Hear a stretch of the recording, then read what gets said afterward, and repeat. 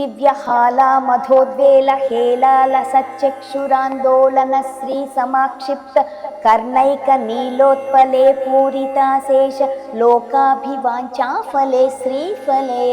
श्वेत बिन्दुल्ल सत्पाल लावण्य निश्चन्द सन्दोह सन्देह कृन्नासिका मौक्तिके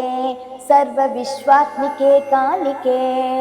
मुग्ध मंदस्मितोदार वक्त स्फुरत्पूग कर्पूरधोत्करे ज्ञानमुद्राकरे सर्व संपत्करे पद्मभास्वत्करे श्रीकरे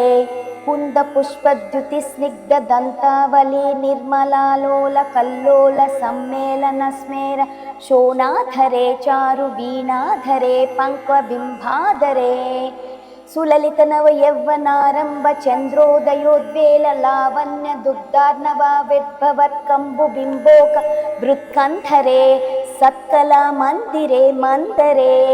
दिव्य रत्न प्रभा बंधुरश्चन्न हारादिभूषा समुद्योत मानानवध्यां सुशोभे शुभे